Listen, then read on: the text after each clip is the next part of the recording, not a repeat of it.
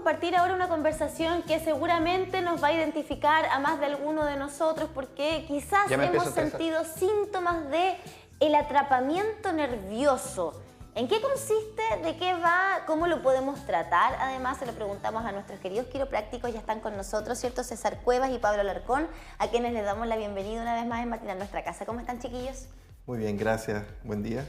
Buen día. Gracias por la invitación nuevamente. Bueno, sabemos que hay palabras científicas detrás de todo esto, pero también hay palabras muy coloquiales para definir el síndrome de atrapamiento nervioso. ¿Qué es? ¿Cómo lo conocemos? Sí, es una entidad que engloba distintos tipos de enfermedades clasificadas según su zona y según el nervio, y dan un conjunto de signos y síntomas que explican que un nervio está comprimido y causa síntomas desde el cuello hacia afuera, porque estamos rodeados, el cuerpo está rodeado de nervios. Por eso hablamos de atrapamiento, entonces, porque el nervio está atrapado. ¿Se acuerdan que hace un tiempo vinimos y conversamos de las neuropatías? Sí, cuando se nos queda dormido. Exactamente, sí. Dijimos que el nervio tiene una estructura que se llama nervo nervorum o vaso nervorum, y la causa de esta neuropatía es la compresión y es como la asfixia de este nervio. Y eso se puede dar, como dice mi colega, desde la columna hacia afuera, pero también puede ser por una compresión de la médula propiamente tal. Upa, ¿y eso por qué? ¿Por qué se producen esas compresiones? Las causas son muchísimas.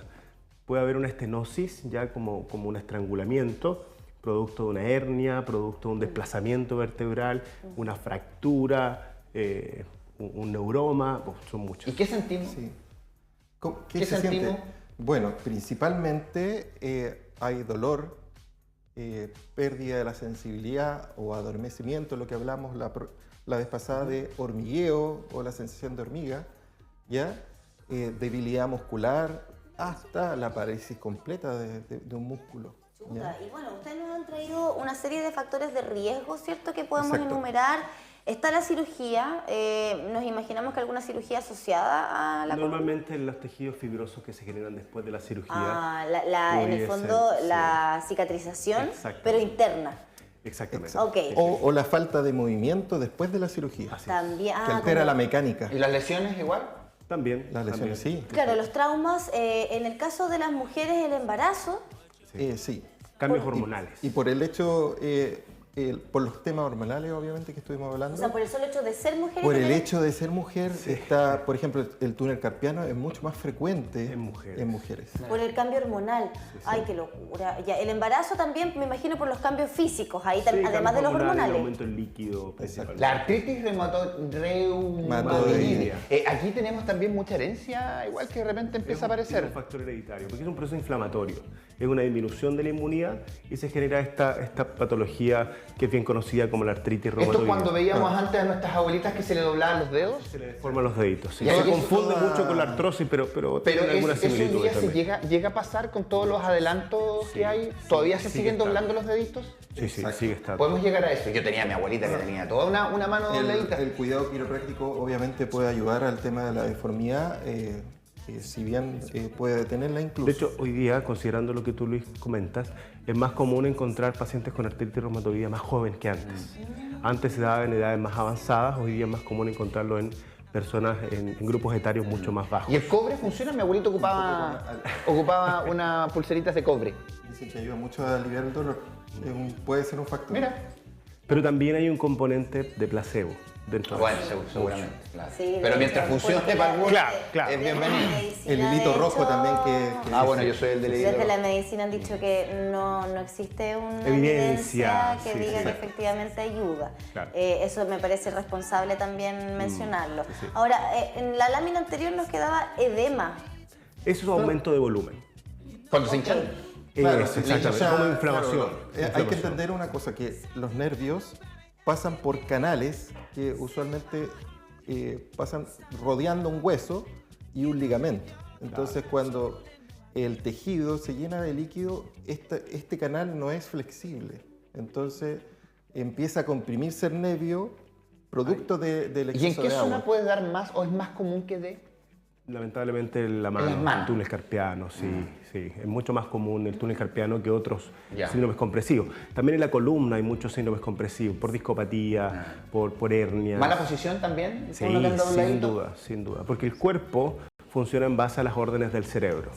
Si yo adopto esta postura, mi cuerpo se va a adaptar a esto. Claro. Y lo más probable es que a temprana edad yo mantenga esta postura y sea muy difícil para mí poder rectificar mi columna y andar más derecho. Oye, qué increíble eso, que es mucho más fácil deformar la columna que enderezarla y volver a retomar la postura. La postura está científicamente comprobado que hay una relación entre la calidad postural y el estado de salud global. Y además siempre es verdad. Me da la impresión. El estado anímico también. Disminuye todas las funciones. La mala postura disminuye todas las funciones del cuerpo. Desde la psicología también, ¿no? Indican que una buena postura nos tiene en un estado como más alerta o más dispuestos, de mejor salud, claro. Bueno, y ahora el tema de la tecnología nos va haciendo también muchísimo. Además, bueno, los síntomas. Pasemos a los síntomas del atrapamiento nervioso. Y me gusta este nuevo concepto de entender el dolor como un síntoma positivo. A ver si ustedes nos desarrollan un poquito más eso. Eso hay que destacarlo mucho porque no hay que malinterpretar que eso es como bueno. No. Ok. Se le menciona como síntomas positivos que no son banderas rojas peligrosas, que no es algo muy complejo de mejorar. Ya, igual hemos aprendido nosotros respecto del dolor y sabemos que cuando hay dolor, en el fondo nuestro cuerpo nos está avisando y ustedes mismos nos han explicado. Yo quiero entender ese punto que tú nombraste, que en sí el dolor tiene un aspecto positivo, pero lo que quiere decir esta lámina es que hay cosas menos negativas y más positivas dentro de los síntomas. Pero tu punto era eso, que sí el dolor es muy necesario, es positivo en el sentido de que nos advierte. Ahora, cuando nos deja de doler, porque eso es lo que han dicho también, cuando te deja de doler hay que ponerle más ojitos. Y ese es el peligro de las personas diabéticas, que ocultan muchos síntomas y por ende son más resistentes a ciertos dolores. Porque tienen neuropatías periféricas. Exacto, se hacen una herida y no sienten el dolor. Claro, sus terminales nerviosas están como anulados. O incluso una apendicitis, que ellos pueden comenzar a sentir el dolor recién cuando están peritonitis, porque antes no sienten nada. Ojo ahí con los diabéticos también, atentos porque cualquier síntoma o problema que ellos manifiesten debe ser tratado como... a la brevedad. Exactamente. Ahora, dentro entonces de los síntomas positivos está el dolor. Las disestesias, ¿qué son? Una alteración de la sensibilidad. ¿Se acuerdan cuando hablamos de las parestesias? Sí. Ajá. Sí, y conversamos y mencionamos que la disestesia era como una alteración de la sensibilidad. La parestesia es una sensación de hormigueo, de adormecimiento, pero la disestesia es una alteración de esta... Sí, que ahí es donde nos caímos. Es lo que el paciente en lo práctico dice, siento como quemante la mano, siento como calor. Que como que no funciona la cosa porque no pueden tomar nada, bueno... Claro, pero eso está más asociado a un la ropa les problema molesta, les pica, les causa de sensación. negativos. De los negativos. Que es disminución de la fuerza. Ya vamos a llegar ahí, pero no se ve adelante porque nos queda la hiperalgesia. Es como exageración de la sensibilidad. Es decir, que se puede camuflar, se puede confundir con otras alteraciones de la sensibilidad, no recuerdo el nombre exactamente. ¿Como ahora. la piel, por ejemplo? ¿No? Sí, pero yo toco y yo debería sentir algo sutil como un dedo, alodinia, que se puede confundir con la hiperalgesia. Es una sensación que no debería generarme dolor, pero sí me genera dolor. Ok. Eso yo paso el dedo por acá y debería sentir solo un dedo, pero me duele. Eso no es normal. Eso es el término exacto. Un estímulo que no genera dolor, te genera dolor. De pronto pasa cuando hay problemas de circulación, por ejemplo, en las piernas y que te tocas. Tocaste un punto importante, porque dentro de los síndromes compresivos existen compresiones vasculares, compresiones neurológicas o de nervios y compresiones mixtas. La evidencia dice que las compresiones neurológicas son cerca de un 5% aprox, ¿ya? Las compresiones vasculares son cerca del 5%, las nerviosas son cerca del 95%. Y después están las mixtas, que también se camuflan dentro de esto. ¿Y la sobreactividad también hay? ¿La sobreactividad muscular a qué se refiere? Lo que hablamos como espasmos son fasciculaciones. El músculo se activa solo. Pero de forma voluntaria. No es un calambre. Lo conversamos y hay circunstancias naturales, pero en algún momento pasa a ser algo patológico. Claro, patológico puede ser parte de un síntoma. Recuerden que esto no es exclusivo de esta enfermedad, sino que es un síndrome, es un conjunto de síntomas ¿Qué manifiesta esto? Es loco ver eso, cómo se mueve de repente el músculo. Con respecto a los síntomas negativos, está la hipoestesia. Es la falta de sensibilidad. O sea, no siento ni una el estímulo, claro, el estímulo normal que uno debe sentir lo siente menos intenso. Y esa es la zona que está afectada. Sí. Se dice normalmente y se asocia con esto que la hipoestesia está más asociada a un problema central, ¿ya? O la hiporreflexia, a un problema central.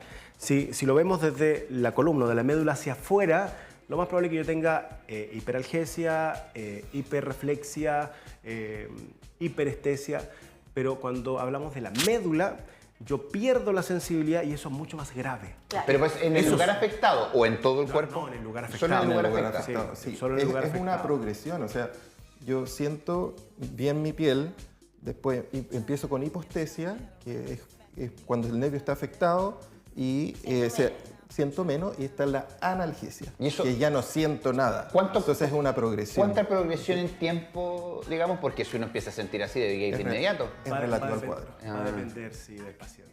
Si, por ejemplo, tenemos un paciente que trabaja excesivamente con sus manos y otro que no tanto y de manera progresiva ha ido aumentando en el tiempo, en los meses, podemos ver una comparación de un paciente que aumentó en semanas y otro que aumentó en meses. O sea, hay que ir a la primera vez, a la primera que sintamos algo. O en el caso agudo de una persona que sufre una tracción repentina del brazo y ocurre un daño y empieza con hipoestesia inmediata. Sí, eso es el caso de cuando hay trauma, ¿no? Cuando hay un trauma. Sí, lo revista producto de un golpe en el hombro, se altera. Los famosos latigazos cervicales, por ejemplo, que son en este plano, pero hay otros latigazos laterales. De hecho, hay una patología que se llama Burnstinger, que es un latigazo lateral que está asociado a traumas. Principalmente deportes de contacto, el paciente generó un impacto desde el hombro, se latigó el cuello hacia el lado y normalmente se comprime la raíz de C6 y altera la mirada rápida del hombro. Y el choque lateral en no debería, mirar rápido no debería. Por eso están los high back a los lados también. Cuando les hacen esto que... Los tackles. Los tackles, ¿cierto? Y que quedan para el lado. Exacto. Ahora, bueno, hay debilidad muscular, paresia muscular y parálisis muscular. ¿En qué consisten? Parálisis es que el músculo ya no se mueve. Paresia... disminución de la fuerza, pero la parálisis es que el músculo ya... Y esto estamos hablando por el atrapamiento de los nervios. Así es. Perdón, ¿cómo? Sería parálisis total del nervio, ya sería lo símil de anestesia en la sensibilidad. Ok, ya. Ahí están entonces los síntomas positivos y los síntomas negativos de este síntomas de atrapamiento nervioso. Ahora, me da la impresión que hay varios de estos que uno como que los deja pasar, ¿no? Muchos. Porque cuando hablamos de, oye, se me durmió, pero uno no se preocupa, porque a uno se le vienen de repente durmiendo cositas, de repente, uy, como que se me durmió el dedo. Entonces, ¿puede llegar a pasar mucho tiempo sin llegar a un diagnóstico este tipo de cosas? Muchos. De hecho, hemos conversado más de alguna oportunidad, hoy día se normaliza mucho y se difunde de que debe aprender a vivir con dolor. Es muy común que de repente algunos médicos le digan a los pacientes, tiene que aprender a vivir con el dolor. O sobremedicado para que se le pase. Sí. Es que aquí tenemos el concepto del... Ya cuando el dolor es invalidante, empezamos a preocuparnos. Claro. Usualmente, sí. Por eso es necesario siempre que tengan un médico de cabecera, que consulten, o bien tengan un quiropráctico de cabecera también, que somos primera consulta, o también un kinesiólogo que lo pueda asesorar y guiar en esto. Ok, acá tenemos entonces, en la extremidad superior se pueden dar este tipo de atrapamientos nerviosos, ¿no? Claro, Solo algunos, hay más. Sí, no son todos. Son los más comunes, ¿no? Sí, son los más comunes o los que seleccionamos también. ¿Por qué? Porque hay una cantidad inmensa de síndromes de atrapamiento, que son varios nervios. ¿ya? Sí. Son varios nervios y cada nervio tiene su trayecto particular en cualquier parte del cuerpo. Exacto. En caso, por ejemplo, del nervio mediano, hay varias zonas de atrapamiento del nervio mediano. Está la zona del codo, la zona del músculo de los pronadores y está el túnel carpiano. Y nosotros colocamos del nervio mediano solo este síndrome, que es el más frecuente, obviamente, que es el famoso síndrome de túnel carpiano. Que es subdiagnosticado. Subdiagnosticado. Mucho. Cerca del 15% de la población se le diagnostica síndrome de túnel carpiano, pero cercano al 4 al 6% de la población realmente tiene un diagnóstico real. Yeah. ¿Cómo se comprueba? A través de una electromiografía, que es como el examen más certero para diagnosticar un síndrome de túnel carpiano. Pero no es el único tampoco. Pero no es el único. Y el paciente puede referir irradiación en la zona de inervación del nervio mediano, pero no por una compresión acá en el continente o del contenido del nervio que pasa por esta zona y que se aprieta por un ligamento, se llama ligamento anular o retináculo. ¿En los hombros también puede haber un atrapamiento? En el nervio mediano, sí, también. El pliegue axilar, por ejemplo, también hay zonas de atrapamiento ahí, en la parte posterior hay cruces de músculos acá y se aprieta otro nervio que no está ahí el síndrome. Porque uno siempre escucha la lesión del manguito rotador. ¿Pero puede ser también un tema de un nervio atrapado? Es que el manguito rotador está asociado a músculo. El manguito rotador es un grupo de músculos que pudiese generar también compresión de algún tejido nervioso en esa zona. El plexo braquial, que de hecho usted en parte lo ven ahí en el cuellito, amarillas, lo que es amarillo es parte del plexo braquial. Acá abajo. Esas líneas amarillas. Entonces ven que cruzan muchos músculos. No se alcanza a ver acá, señor director, no sé si lo podemos desplegar ahí en pantalla, pero claro, ahí pasa por debajo del pectoral. Exacto, lo que nos están explicando nuestros profesionales. Ahora, ¿cuál es el tratamiento para este tipo de... aquí, estamos acá, en esta zona. Ahí va ¿Cuál es el amarillo. tratamiento que ustedes pueden hacer desde la quiropráctica con respecto a estos atrapamientos nerviosos? Ya, desde la quiropráctica hay muchísimos beneficios para los atrapamientos. No todas las patologías con atrapamiento nervioso son de resorte quiropráctico, ¿ya? Pero, por ejemplo, un paciente que tiene un síndrome del opérculo torácico, que es lo que ustedes ven ahí que es una compresión del paquete neurovascular, pasan nervios y pasan tejido vascular por esa zona y se comprime principalmente o por la costilla o por los escalenos, que son los músculos que pasan en esta zona. Estos nervios se comprimen y uno puede manejar el cuello, la columna cervical, puede manejar la costilla, puede manejar la columna torácica y con eso disminuir la presión y disminuir los síntomas. En el caso del síndrome del túnel carpiano, cuando es un diagnóstico real de síndrome del túnel carpiano, uno puede manejar también las articulaciones de la mano. En el carpo hay muchos huesitos pequeños, ¿ya? También en la muñeca, el radio, el cúbito, la ulna, que también se conoce.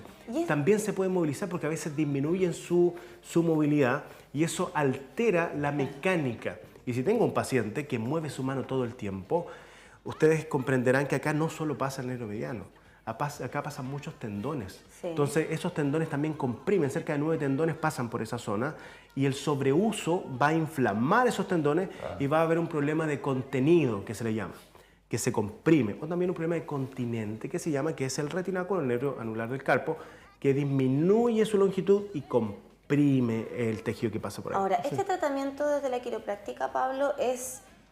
Voy una vez, me hacen el ajuste y ya estoy lista, ¿se me va a liberar este atrapamiento nervioso? Ya, perfecto, te voy a responder. Hay casos en que el paciente tiene un alivio grande y piensa que ya está curado.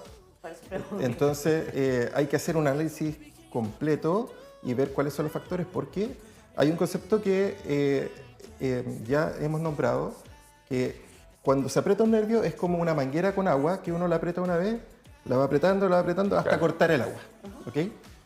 Pero eso es un sistema de muy simple, ¿ya? Pero hay que entender que el cuerpo se enferma no solo de una patología a la vez, sino que pueden darse muchas entidades en paralelo. Entonces, hay un síndrome que ya se describió desde el principio del año 70, que es el síndrome de doble aplastamiento. ¿Qué significa? Que si yo tengo esta manguera y yo la aprieto aquí levemente, voy a alterar el flujo. Sí, claro. ¿Ya? Pero no voy a cortar el agua. Si lo vuelvo en otro lado, lo vuelvo a apretar levemente, ahí sí voy a tener una alteración más considerable del flujo. Entonces, posiblemente una persona que tiene túnel carpiano no va a tener, lo más probable, no va a tener, si yo me fijo solo en la columna, o sea, en la muñeca, perdón, lo puedo mejorar y hacer, incluso operar, pero no se va a mejorar del todo, porque tiene muchas zonas de atrapamiento. Claro. Entonces es importante el contexto y trabajar todo en forma integral. ¿Sí? De ahí entonces que no podemos pensar que solo con ir a vernos la muñeca una vez vamos a estar bien. Exacto, hay que entender que el cuerpo continuidad funciona con estos tratamientos y me imagino más de una sesión. Así. De hecho, es interesante poder ir abordando cada uno, yo sé que el tiempo no nos da, pero ir abordando cada uno de estos cuadros patológicos, porque así podemos interiorizar a la gente de cómo darse cuenta de ellos que pero están cursando con en líneas estos generales, a lo que sí o sí tenemos que estar atentos y tener que ir a un especialista en el fondo. Por eso están las diapositivas que nombramos, que es para tener una línea general para las personas de cuáles son los síntomas positivos, entre comillas positivos, que son los más leves y los más negativos. Pero debe haber uno que nos alerte mucho más que otros, ¿o no? Puede ser hormigueo, el hormigueo, dolor, sí. Perder la sensibilidad. O sea, es que todo puede ser importante porque ahora, ¿hay algo? La sensación, la disestesia. Es que siempre nos damos cuenta de uno más que otro. Podemos tener uno, todos presentes, pero siempre hay uno que nos llama más la atención que otro. La mayoría de los pacientes consultan por el dolor. Por el dolor. Por el dolor, sí. Sí, que se te duerma del todo, sí, es que eso ya es grave. Una zona ya es grave.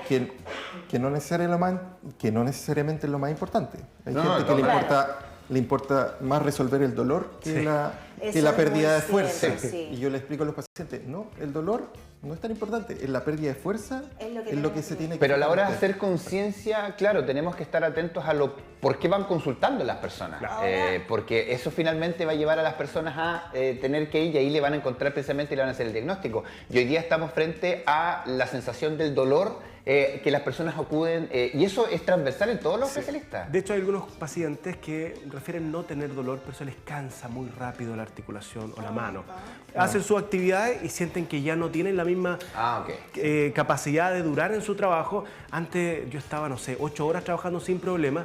Ahora estoy 2 y ya me molesta la mano, se me cansa. Me pesa. Y ese podría ser un síntoma que quizás no está asociado a dolor, pero es una alerta. Pero sí una fatiga. Ahora, ¿hay algún síntoma que salta a la vista, por ejemplo, inflamación del sector que está afectado por este síndrome de atrapamiento? Lo más probable es que si hay inflamación, el paciente ya tiene dolor. Sí, ya está claro. Ok. Sí, porque se genera la cascada inflamatoria que busca en realidad ayudar a reparar. Pero a veces eso ya se desequilibra y ya el cuerpo no es capaz de reparar. Sí, la importancia de poder conversar esto, sabemos que no podemos entrar en detalle de todo aquello, pero es generar esta conciencia de que nuestro cuerpo nos va avisando de ciertas complicaciones, que hay distintos especialistas para cada una de estas afecciones y por supuesto siempre queremos agradecerle a ustedes por estar acá, por mostrarnos este lado también de la medicina. Sí, antes de despedirlos, chiquillos, juntos con agradecerles, factores de riesgo para que se produzca un atrapamiento nervioso. Sobreuso principalmente. Sobreuso. Hay otras, por ejemplo, a nivel de extremidad inferior, pacientes con obesidad que usan los cinturones muy apretados. A nivel del pie hay algo que se llama neuroma de Morton, usar los zapatos muy apretados. Uy, sí, perfecto. Hay muchas causas. El uso de tacos también. El uso de tacos también. Entonces va a depender de la zona, si es superior, si es inferior. Y el cuidado de las enfermedades crónicas, el cuidado médico de las enfermedades crónicas. Puede ser insuficiencia renal, ¿ya? Problemas cardiovasculares. Entonces, hay que entender la salud, ya lo hemos dicho antes, de manera integral. El cuerpo funciona como un todo, no funciona. Por supuesto. Y por eso es bueno tener especialistas como ustedes también para ir sumándole otra visión a la importancia de nuestro cuerpo. Gracias, chiquillos. Gracias a ustedes. Gracias, César. Nos vemos en la próxima. 10 de la mañana con 28 minutos. Seguimos avanzando en esta Sí, pues, mañana de usted fue...